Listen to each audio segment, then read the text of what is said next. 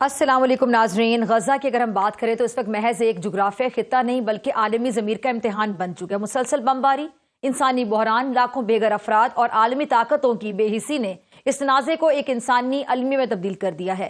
ایسے میں Gaza board of peace امن اور تعمیر نو کی عملی کوشش، اس کو محض شکوک و شبہات کی عینک سے دیکھنا ناانصافی بلکہ سفارتی ناپختگی بھی کہلائے گی.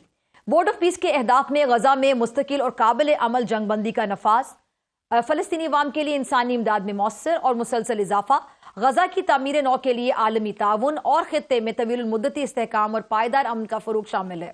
یہ اہداف کسی ایک ریاست یا اتحاد کے مفاد سے نہیں بلکہ اجتماعی انسانی ذمہ داری کے تصور سے باقاعدہ جڑے ہوئے ہیں. 30 ممالک کو اس فورم میں شرکت کی دعوت دی گئی، جن میں سے زیادہ تر اس کا حصہ بن چکے ہیں جبکہ باقی کی مرحلہ وار شمولیت متوقع ہے. اچھا، مختلف خطوں میں مختلف سفارتی رجحانات اور مختلف سیاسی تجربات رکھنے والے جو ممالک ہیں ان کو شامل کرنے کی کوشش دراصل اس فورم کو ایک متوازن اور حقیقی معنوں میں بین الاقوامی پلیٹ فارم بنانے کی علامت ہے. اسی تناظر میں پاکستان کی شمولیت غیر معمولی اہمیت رکھتی ہے. پاکستان ان چند ممالک میں شامل ہے جو مختلف عالمی طاقتوں کے ساتھ بیک وقت متوازن تعلقات رکھتے ہیں اور کسی ایک بلاک کی سیاست کا حصہ بننے سے گریز کرتے ہیں. اچھا، پاکستان نے واضح طور پہ امید ظاہر کی کہ اس فریم ورک کے نتیجے میں مستقل جنگ بندی، انسانی امداد میں خاطر خواہ اضافہ اور غزہ کی تعمیر نو کے لیے عملی اور ٹھوس اقدامات کیے جائیں گے.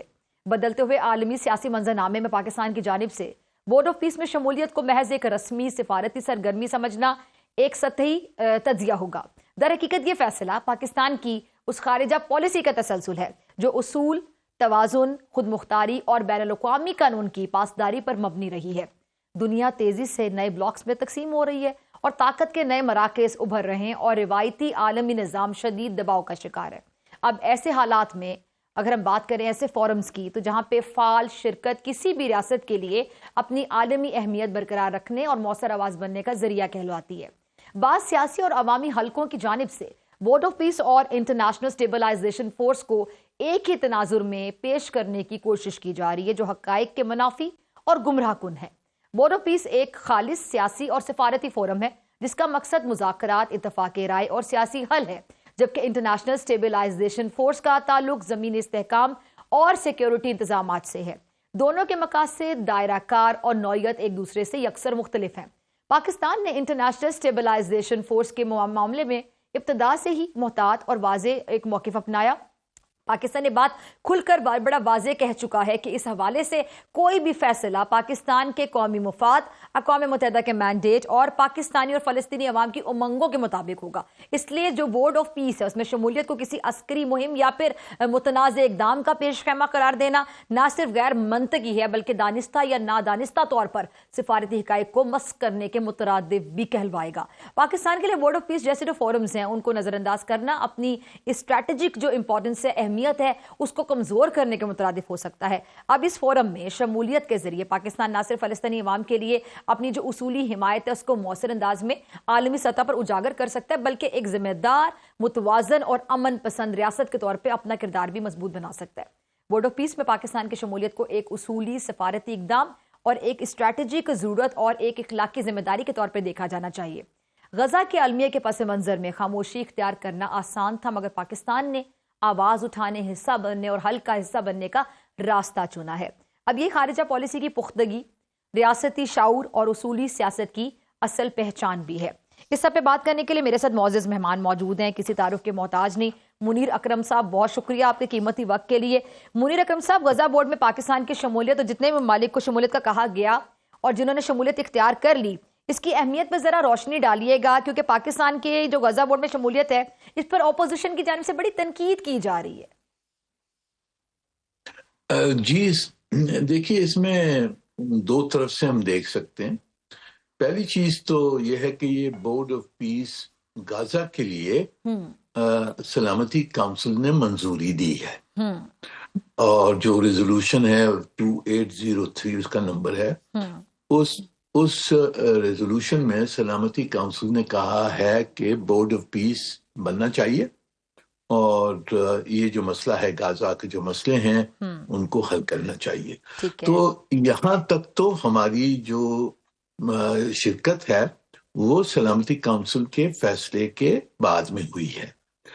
دوسری طرف سے کچھ جو تنقید ہے وہ یہ ہے کہ یہ بورڈ آف پیس کا جو مینڈیٹ ہے وہ یونیلیٹرلی براڈ کر دیا ہے کہ نہ صرف غازہ کے مسئلے پر ہوگا پر دوسرے مسئلے بھی یہ بورڈ آف پیس دیکھ سکتا ہے. میرے خیال میں وہاں مشکل ہوگی ہمارے لیے، اور ہم نے یہی دیکھنا ہے کہ اس کا فوکس جو ہے وہ ہر وقت غازہ اور فلسطینی جو سوال ہیں ان پہ رہے. اس سے آگے بڑھنے کے سلامتی کونسل نہ یونائٹڈ نیشنز کا مینڈیٹ نہیں ہے اس وقت. ٹھیک ہے. اچھا منیر صاحب، ایک سوال یہ بھی اٹھایا جا رہا ہے، کچھ لوگ یہ بات کر رہے ہیں کہ جی نتن یاہو کی اگر بات کی جائے تو ڈونلڈ ٹرمپ صاحب کی ان کو باقاعدہ سپورٹ ہے بہت سے معاملات پہ، اس میں کوئی دو رائے نہیں ہے. اور آپ چونکہ امریکہ کو بھی بہت اچھے طریقے سے سمجھتے ہیں، ان کی خارجہ پالیسی وہ کیسے کام کرتے ہیں، اور خاص طور پہ ابھی جو ڈونلڈ ٹرمپ صاحب کی سوچ ہے اس کو آپ بہتر طریقے سے سمجھتے ہیں. اور ڈونلڈ ٹرمپ صاحب خود ایک چیز کو اگر ہیڈ کریں اور وہ انہی کے چھتری تلے پروان چڑھے تو بہت سے لوگ اس چیز کو اٹ سیلف ایک بہت بڑا سوالیہ نشان سمجھ رہے ہیں کہ ان پہ ٹرسٹ کرنا بڑا مشکل ہے، ان پہ اعتماد کیسے کیا جا سکتا ہے، کیونکہ بہت ہی انپریڈکٹیبل شخصیت کے طور پہ وہ جانے جاتے ہیں. کبھی وہ کیا بات کرتے ہیں، کبھی بالکل اپوزٹ بات کرتے ہیں. جب ایران امریکہ کا جو معاملہ آپ کے سامنے ہے، پہلے وہ دھمکیاں لگا رہے تھے حملے کی، اب وہ کہتے ہیں میں بات چیت کرنا چاہتا ہوں، میں بات چیت کے لیے تیار ہوں. جی دیکھیے، ٹرمپ صاحب ایک بہت یعنی کہ یونیک شخصیت ہیں، تو ان کو تو ہم نے سمجھنا چاہیے. پر ہم نے یہ بھی دیکھنا ہے پہلی چیز کہ جو کچھ وہاں یعنی کہ جو سیز فائر ہوا ہے وہ ٹرمپ صاحب کے دباؤ کی وجہ سے نیتن یاہو نے مانا. ٹھیک ہے. اس سے پہلے وہ سیز فائر بھی نہیں مان رہا تھا کیونکہ اس کے حق میں ہے کہ جنگ جاری رہے. ٹھیک ہے. اب سیز فائر کی خلاف ورزی ہوئی ہے پر سیز فائر انہوں نے کروایا. دوسری چیز جو ہم نے دیکھنی ہے کہ یہ بہتر ہوتا کہ ہم اس بورڈ میں ہوں یا نہ ہوں. اگر ہم نے کچھ فلسطینیوں کے لیے کچھ کرنا ہے تو جو تگڑی طاقتیں ہیں، مسلمان عرب اور مسلمان طاقتیں ہیں، وہ ان کو ضروری ہے کہ وہ ٹیبل پہ بیٹھیں اور جو کچھ مذاکرات ہوں اس میں ہماری رائے بالکل شامل ہو. ٹھیک ہے. تو یہ دو وجہ ہیں جس سے میرے خیال میں یہ صحیح فیصلہ کیا ہے. ہم نے خبردار رہنا ہوگا کہ یہ جو بورڈ ہے اس کی جو ڈسکشنز ہیں، جو مذاکرات ہوں گی وہ الٹے طریقے پہ نہ جائیں. ٹھیک ہے. اور جو مینڈیٹ ہے کہ غازہ میں امن آئے،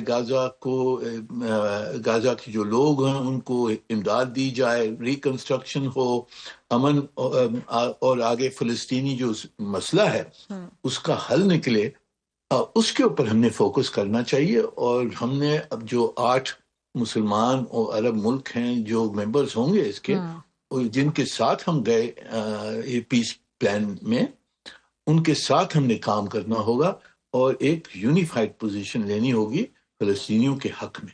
ٹھیک ہے. اچھا منیر صاحب، ایک اور چیز، صدر ٹرمپ جو ہیں وہ حماس کو غیر مسلح کرنے کا باقاعدہ ایک بیان دے چکے ہیں. یعنی وہ کیا سوچ رکھتے ہیں، وہ مستقبل قریب میں کیا وہ سوچ کس طرح پروان چڑھتی ہے، تو کیا مستقبل میں جو ہماری پوزیشن ہے، فار ایگزامپل ہمارا فلسطین کے ساتھ وہاں کے لوگوں کے ساتھ ایک بڑا محبت کا رشتہ ہے، اور تمام مسلم جو ممالک ہیں کوئی بہت فرنٹ فٹ پہ آ کے سپورٹ کرتا ہے، کوئی اس طرح کھل کر بات نہیں کرتا، لیکن سب کی ظاہری بات ہے ہمدردی، محبت، فلسطین کے لیے جھکاؤ اسی طرف ہے. یہ بات بڑی انڈرسٹوڈ ہے، اس میں کوئی دو رائے نہیں ہے.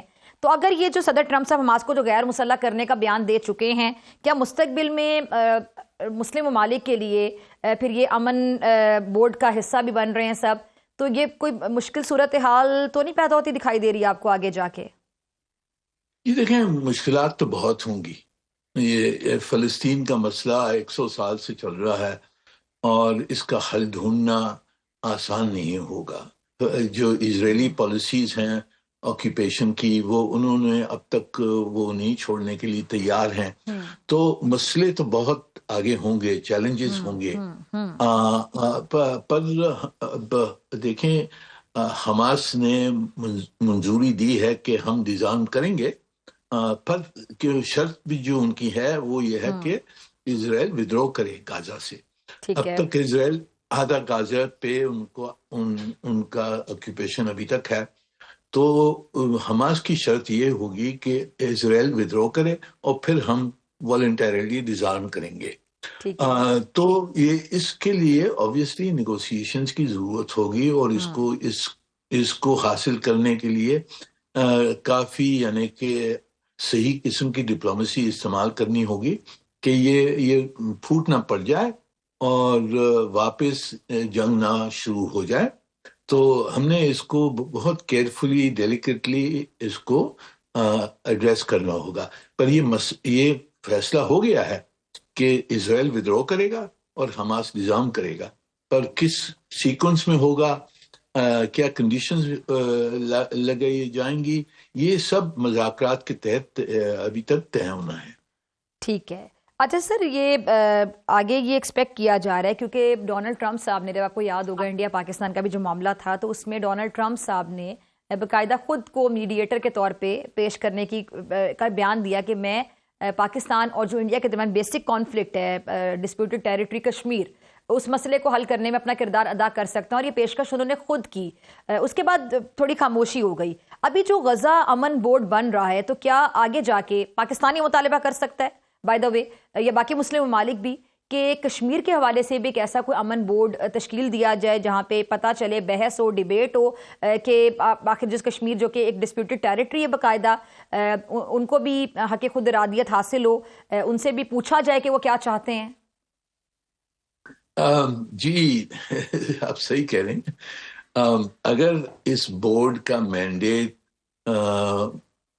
براڈن کرنا چاہتے ہیں، یعنی کہ اس کو دوسرے مسئلے بھی اٹھانا چاہتے ہیں، تو ہمیں حق ہوگا کہ کشمیر کا مسئلہ بھی ہم اٹھائیں. پر میرے خیال میں یہ مشکل ہوگا. آگے جا کر ہماری جو پوزیشن ہے، جو آفیشلی ایڈریس کی ہے، وہ یہ ہے کہ یہ بورڈ کو ہم غازہ کے تحت ہی رکھیں گے. I'm sorry to interrupt you. میرا بیسیکلی سوال یہ تھا کہ آگے جا کے کوئی کشمیر کے حوالے سے الگ سے کوئی بورڈ بن سکتا ہے جہاں پہ کشمیر کے مسئلے کو ہائی لائٹ کیا جائے اور اس کے سولوشن، اس کے حل کی طرف جائے. جی دیکھیے، ایک سیپریٹ کوئی بورڈ بن سکتا ہے، کوئی امن بورڈ جو کہ کشمیر کے مسئلے کو حل کرنے کے لیے کوئی کردار ادا کر سکے. جی دیکھیں، اگر بڑی طاقتیں فیصلہ کرتی ہیں کہ کشمیر کے مسئلے کو حل کرنا ہے، جس طرح سے غزہ اور فلسطین کے مسئلے پہ ان کی اگریمنٹ ہو گئی ہے کہ کچھ کرنا ہے، تو پھر ہو سکتا ہے. پر اس وقت تو ہندوستان نے بالکل انکار کر دیا بات چیت کرنے سے، ڈائیلاگ کرنے سے، اور انہوں نے صاف ٹرمپ صاحب سے بھی کہہ دیا کہ ہم میڈیشن نہیں چاہتے ہیں. تو اب اگر بڑی طاقتیں، امریکہ ہے، روس ہے، چین ہے، یہ سب اگر ہدایت کرتے ہیں، پوزیشن لیتے ہیں کہ جی نہیں، اس مسئلے کو حل کرنا ہے ہم نے، کیونکہ یہ دو ایٹمی طاقتیں ہیں، بہت خوفناک جنگ ہو سکتی ہے وغیرہ وغیرہ، تو اگر ان کی یہ فیصلہ انٹرنیشنل فیصلہ ہوتا ہے تو پھر تو بورڈ بہت سارے بن سکتے. پر ایٹ دس ٹائم وہ کنسنسس نہیں ہے جس کے تحت صرف امریکہ نے کہا ہے کہ ہم چاہتے ہیں کہ اس کے اوپر ہم میڈیٹ کریں، پر ہندوستان نے اس کا انکار کر دیا. ٹھیک ہے، ہندوستان نے اس کا انکار کر دیا کیونکہ ہندوستان کو اپنی پوزیشن پتہ ہے نا منیر صاحب، کہ ہندوستان وہاں پہ کمزور ہے. اقوام متحدہ کی اپنی قراردادیں، اس مسئلے کو وہاں پہ لے کر کون گیا تھا؟ صحیح ہے، صحیح ہے، بالکل نہیں. وہ سمجھتے ہیں کہ یہ کیونکہ عدم اعتماد ہے ان کو خود اپنے اوپر، کہ ان کو پتہ ہے کہ ان کا کیس ویک ہے اگر ایمانداری سے سنا جائے. جی جی جی، وہ بس دھونس سے چل رہے ہیں، وہ ان کی فورن آکیوپیشن ہے. ارے سر، ایک سوال منیر صاحب، یہ ابھی ایران اور امریکہ کی صورتحال آپ کو کیا سمجھ آتی ہے؟ کیونکہ ایک طرف ایران جو ہے اس سے بیسیکلی جو جوہری پروگرام ہے، کیا یہی ان کی ایک ریزرویشن ہے جو تھریٹ ہے؟ دیکھیے میرے خیال میں جو ارادے ہیں اسرائیل کے اور امریکہ کے، وہ ارادے سب میں یہ ہے کہ ایران ہماری مخالفت نہ کرے، یعنی کہ پورے خطے میں وہ اسرائیل کی ڈومینیشن ہو اور امریکہ کی ڈومینیشن ہو، اور سب ہمارے ساتھ کام کریں. ہماری مخالفت جو ایران ایک واحد ملک تھا خطے میں جس نے ان کا سامنا کیا، اپوزیشن کیا اور پھر حملہ سہ لیا جو کچھ ان کے ساتھ جو جون میں ہوا ہے. تو اس کے جتنی بھی ایران کی جو بھی طاقت ہے اس کو انہوں نے کم کرنا ہے. یہ مقصد یہ ہے. اب ان کا جو نیوکلیر پروگرام ہے، ان کا میسائل پروگرام ہے، اور ان کی جو حکومت کی جو قوت ہے، یونٹی ہے، یہ سب چیزیں وہ چاہتے ہیں کہ ان کو ہم رد کریں، ان کو ڈسٹروائے کریں. یہ ٹارگٹس ہیں ایران کی. تو اب ایران نے ابھی تو تھام لیا ہے جو پروٹیسٹ جو ہوئے تھے، جس میں باہر کا ہاتھ کافی نظر آتا ہے. اب انہوں نے جو پروٹیسٹ ہیں ان کو تو تھام لیا ہے. ان کی خواہش یہی تھی کہ پروٹیسٹ کے تحت حکومت ان کی گر جائے، رجیم چینج ہو جائے، پر وہ نہیں ہوا. اب وہ مشکل میں ایران کمزور ہو گیا ہے جو ان کے تو منیر صاحب، یہ بیسیکلی جو رضا پہلوی صاحب ہیں، یہ بیسیکلی عوام میں تو کوئی خاص مقبولیت نہیں رکھتے، یہ بات تو کھل کر سامنے آ گئی. تو کیا یہ بات ہم کہہ سکتے ہیں کہ ٹرمپ انتظامیہ کو بھی اچھے طریقے سے سمجھ آ گئی ہے کہ اسی لیے وہ پھر اب بات چیت کی طرف آ گئے؟ جی صحیح ہے. یعنی کہ دیکھنا، انہوں نے کوشش تو پوری کی رجیم سے کروانے کی، پروٹیسٹ کو سپورٹ کیا، پہلے حملہ کیا، پھر پروٹیسٹ ہوئے، پروٹیسٹ کو باہر سے سپورٹ ملی، اور خواہش یہ تھی کہ وہاں جو حکومت ہے وہ گر جائے اور کوئی ان کے حق میں حکومت جو آئے وہ ان کے حق میں ہو. وہ بھی میرے خیال میں اس میں فیل ہو گئے پروٹیسٹ. تو منیر صاحب، ایک سوال یہ بھی ہے نا، چلے پروٹیسٹ ہوئے، اس پہ اکسایا گیا، لیکن یہ عالمی جو قوانین ہیں بڑے واضح ہیں. وہ کیا کہتے ہیں اس حوالے سے کہ کسی بھی ملک میں آپ اس طرح مداخلت کر سکتے ہیں؟ جی، جو اصول ہے وہ تو کہتا ہے کہ نہیں آپ کر سکتے ہیں. یونیلیٹرل یوز آف فورس نہیں کر سکتے ہیں. ٹیریٹوریل انٹیگریٹی آپ کو رسپیکٹ کرنی ہے، سوورینٹی رسپیکٹ کرنی ہے. پر آپ دیکھیے، یہ پچھلے چند سالوں سے یہ خلاف ورزی جو ہو رہی ہے یو این چارٹر کی، اب مڈل ایسٹ میں آپ نے دیکھا ہے، اسرائیل کی 3 سال کی جنگ چل رہی ہے، جینوسائیڈ کیا ہے. ان کو کس نے روکا؟ وہ روک نہیں سکتے کیونکہ ان کے جو سپر پاور دوست ہیں وہ تو جو کچھ بھی قرارداد آئے گی وہ اس کو ویٹو کر سکتے ہیں، اور انہوں نے 6 مرتبہ ویٹو کیا ہے. ٹھیک ہے جی. تو جب تک کہ پروٹیکشن ہو سپر پاور کی تو پھر خلاف ورزی ہوتی ہے. ٹھیک ہے جی، بہت شکریہ منیر اکرم صاحب آپ کی قیمتی وقت